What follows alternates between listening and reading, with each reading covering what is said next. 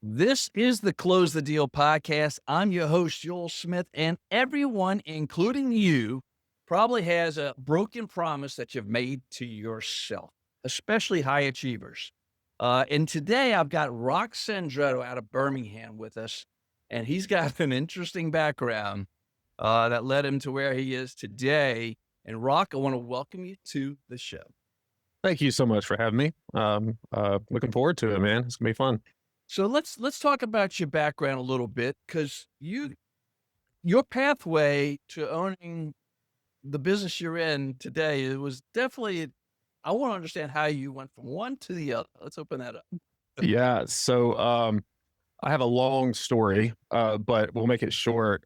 So I had a job in the coal mines. I was an electrician, underground coal miner.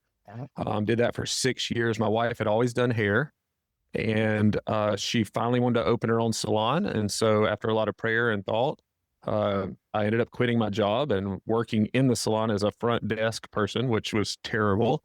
I was the worst front desk person that we've ever had in our company. Mhm. But yeah, it totally just took off. The Lord blessed it, and we grew from 6 chairs and roughly about 7 employees, and now we have 65 employees and 2 locations.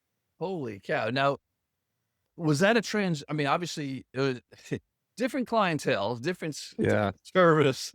That had to be yeah. quite a transition for you. And it was a huge transition. I remember when we first, because I was front desk for probably the first 4 months. And I remember checking ladies out and their ticket would be $300, $400. And I was so worried that they were going to be like, what in the world? Like, why are you because I had no clue about the industry Yes. and nobody said a word. Everybody just sat there and swiped the card, swiped the card.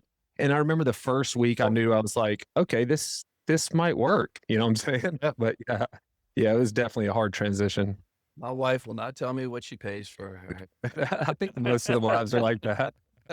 And she gets her hair colored too, so, Yeah. um, Mm, so you've been evolving with your business, and it keeps growing, and mm. you also have some products you bring to market, is that correct? That's correct. Yeah. So we have a big structure the way we set up. So we have a holding company. Like my wife and mine and our kids are on it with the trust and all. But yeah, so we have the salons, which have their own holding company. And then we also created new different LLCs that kind of go along, kind of vertical integration. So we have another LLC, which 431 Hair. And so we import hair extensions. It's a big market, a big markup. Mhm. So we import hair and we sell those across the United States to different stylists and salons. And then we also sell them in-house.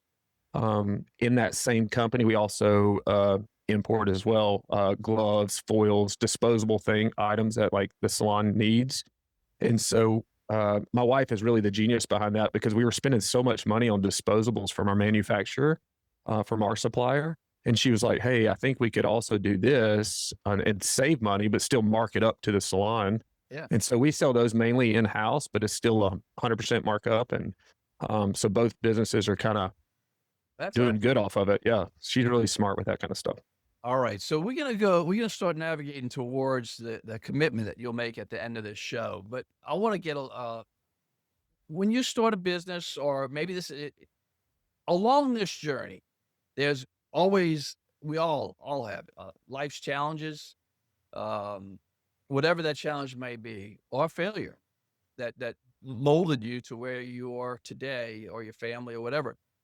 What is that one thing that you overcame, and how did you do that? And how Yeah. things transform most especially entrepreneurs, they get it. They understand failure or challenges or just that's what creates a great entrepreneur.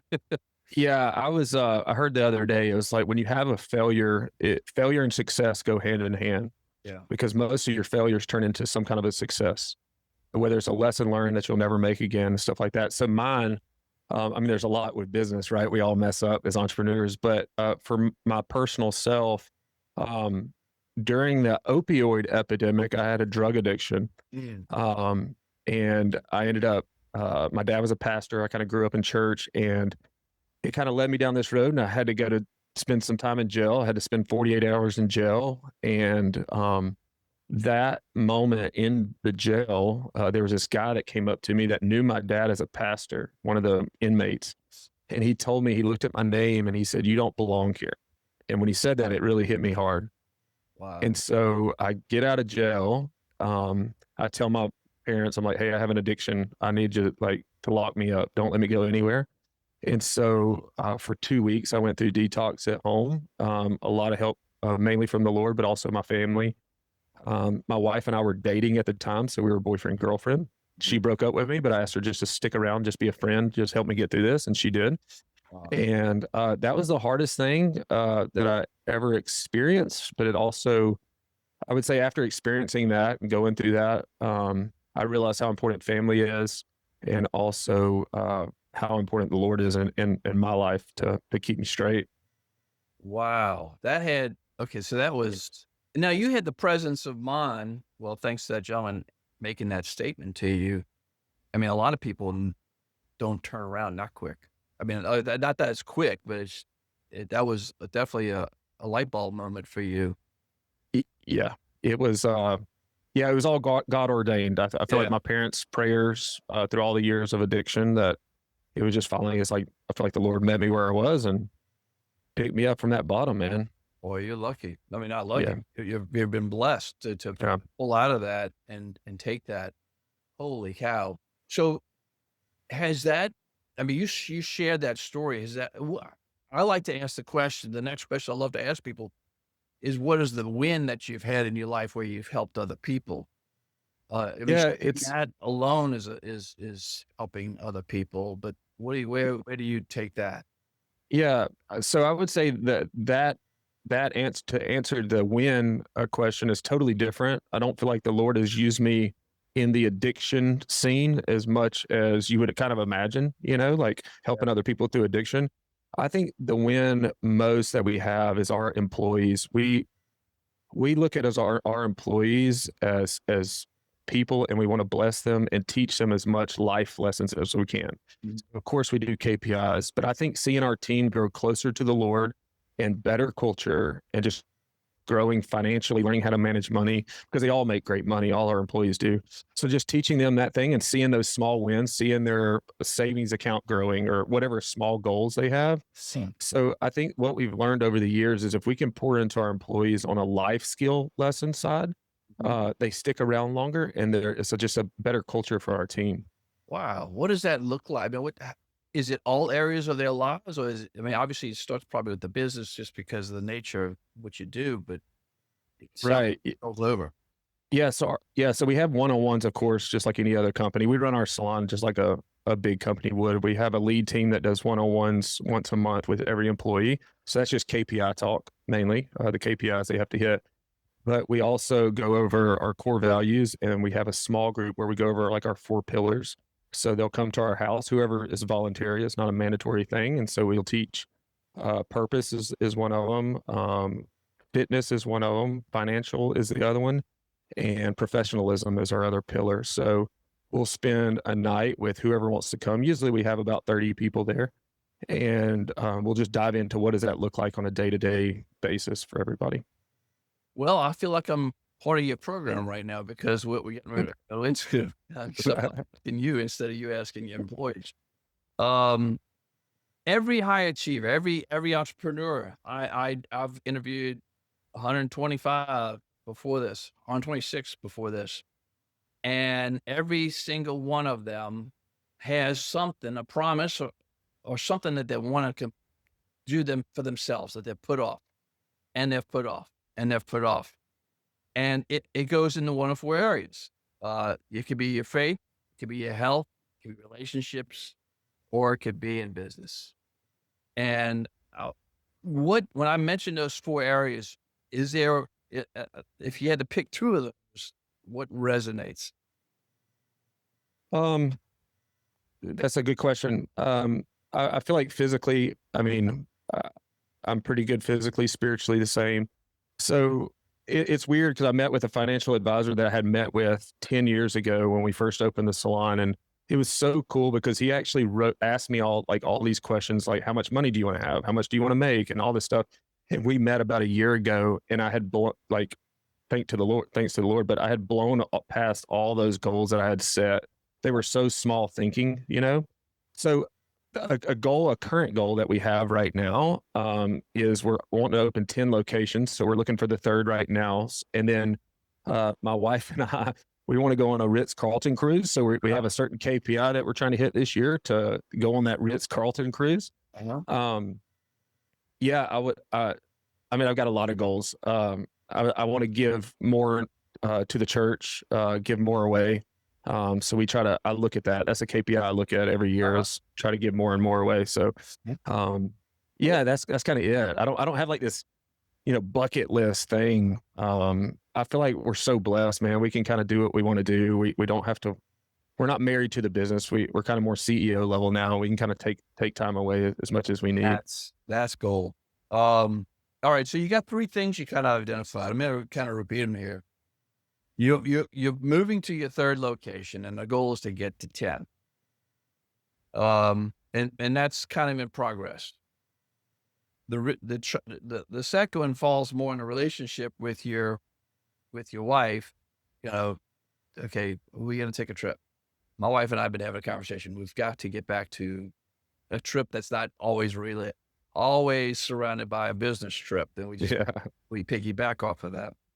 And then the third one is giving back more. And that's probably a work in process. Which one would you say, okay, at the end of the show, we're going to make a commitment, because as we need this, Yeah. which one would you say, okay, I want to put a stake in the ground on? Yeah, I would like to our 20-year anniversary. I would like to hit those KPIs this year, because our 20-year anniversary is March of next year. So I would say like the easiest KPI, to something to keep up with would be, let's hit those KPIs this year. So we have a 3-month goal. 3 months in a row, we have to hit certain numbers in all our businesses, and we hit that. Go ahead and book the cruise. So I would say that's our hard goal right now, or my hard goal. Okay, so that's going to be for the business to get to Yeah. the third opening. No, we don't even have to have the third opening necessarily to Okay. get the numbers. It's just a revenue number. Okay. So we're still growing pretty fast. So yeah, I mean the third salon, I think we'll have that one started hopefully by the end of summer. Okay. So we're kind of moving on that. Yeah. So what is that? Okay. So you want to have, so if you had to put, well, how do you go about doing it? Is first of all, state the goal, hmm the commitment you're making. So, hmm so it's succinct. Yeah, we just have a revenue goal. So each of our LLCs, we have a certain amount for every one of them, and once they all hit that for 3 months in a row, Okay. we'll book the cruise. Okay. So, all right. So, so the cruise is contingent on success. Yeah, yeah, it is. Yeah, it is. Yeah, I mean it's an expensive cruise. It's like we could do it, but then we're like, we need to have something to make it happen. You know what I'm saying? Did you and your wife have a conversation saying we really need to go on a trip? That's not We have 4 kids, so and one that's living with us now. We have an employee that she's 18 and she needed a place to stay, so she's living with us. We have another 18-year-old daughter. My son just turned 16, and then we have like a 9 and 7-year-old. So most of our trips, we do board meetings every time. So like our family is really important. So for sure, every quarter we go and we do a board meeting. But yeah, when you get away with your wife, it makes it. We do date nights and stuff like that, but I feel like we haven't done just a trip, us two, in a minute. Like we'll do ski trips with other couples and stuff like that, but like okay. we just need like our time. So the end goal really here is really the trip. Yeah, yeah, really the trip. Yeah, yeah, So really the the trip. KPIs on the pathway to the trip. Yeah, for sure. I mean, we could go on a trip somewhere in the US, but like Yeah. you got a Ritz Carlton cruise. I mean, you're like, okay, let's go to a top notch, luxury experience, do something fun. Now, do you leave the kids at home? This is just you, like a date night, or it's just you and your wife, or is this? Yeah, yeah, yeah, yeah. The older kids still live at home right now until they graduate, and so yeah, the kids are great, man. They're great. Okay, what is a realistic timeline? You said 3 months. Is that the realistic timeline to hit that? You believe? The honestly, yeah, if I'm looking at projections, I would say probably Q3 or Q4, we should hit the goal. okay, so Um, yeah, okay, Q3. I'm gonna put Q3. So I'll put yeah. date down at the beginning of Q3. We want what was that? That would be what? Um, December, November, October, November, March, We deal with it all the time. July, August, September. So July. Yeah. We won't say by end of July. Begin. Well, I think we hit it July. Excuse me, July, August, and September. That would be sick. Or I mean, any 3 months consecutive. But I think Q3 is when we'll be like right there at it, at the door, just kind of knock it. All right, we'll say September 1st. How about that? Yeah, yeah, that'd be good. That's a good one. All right, we'll put that down. So the steps here is now to bring this is time. Mhm. They're bleeding over, which is fine. Yeah, I mean, it's a lot. Because literally my wife, I mean, she goes on a lot of business trips, and Mhm. I always, when I can, I'll try to go with her, and I'll be there to support whatever she's doing and be a part of it, and then let her do our work as well. But that's never really a vacation. We're never getting off. We're talking about whatever happened that all business related. So you want to, this trip is just to decompress, rejuvenate, recharge the battery. Yeah, I don't want to talk about business. Oh, I mean, me and my wife are business partners. You know what yeah, I'm saying? So it's like we're good. At first, that was a challenge. Being talking about business at home, but we do really well now. But yeah, I don't want to think about business. I want to experience. Now, maybe we'll pick up certain things that we need to yeah, implement in our salons. Of like, oh wow, this is very excellent. Like yeah. maybe we could do Break this. down. But Yeah. yeah, we just want to relax, man. Just spend some time. The focus is going to be you all. Relationship. Yeah, Love that. Yeah. yeah, And that's so important. I mean, people lose sight of that. And it is, I mean, it's so easy to get wrapped up into the, I mean, it's hard to escape when you're an entrepreneur or business, but you got yes, like you have, and that brings you back to your faith. That seventh day, yeah, you got to rest, and yeah. that's gonna be your big rest for the I think a lot of entrepreneurs miss that. I think especially if they're married or whatever, it's like you have to honor your wife and spend time with your wife because that's after business is gone, hopefully, right? Like your wife is still there. yeah But it depends on how we steward that relationship during this entrepreneurship because entrepreneurs can be like so like, hey, I'm gonna work all the time, yeah which is great. I feel like everybody like we're blessed with that. yeah. But we have to steward our time as well. You know what I'm saying? That is very true. And I think about I'm looking out my window and I see my neighbor's house, and they were married for 65 years. And I Mhm. remember when he retired, and they spent a lot of time together. But eventually, the business does get set to the side. Yeah. And he had a plumbing a sizable plumbing business, and I watched they were the sweetest couple for many years, and eventually he passed away this past year, and it's heartbreaking.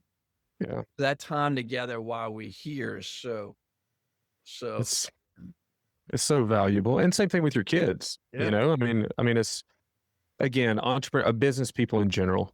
I've seen so many relationships with kids being broken because the dad is so worried about getting his business to the next level. And of course, we all want our business to go to the next level, but are we sacrificing our relationships that we're supposed to have in yeah. order to get that done? It's just not worth it to me, you know?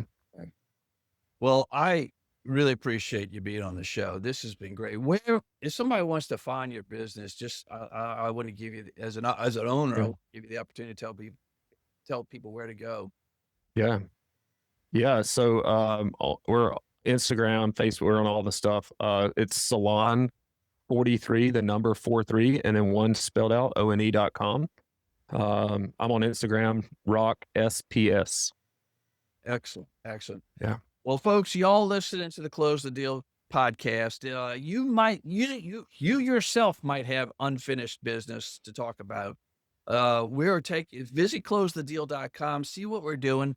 We're gonna put Rock's goal on the Close the Deal board, and we're gonna create a networking community with those that come on the show to pull our community together because we're all in this together. And you may not be an entrepreneur, but you may be a high achiever. And I promise you, if you just ask yourself the question, It's probably something nagging you that you need to do. Rock, I want to thank you for being on the show. And folks, closethedeal.com. Be intentional. You all know the drill. Be intentional and make today a great day. Bye bye.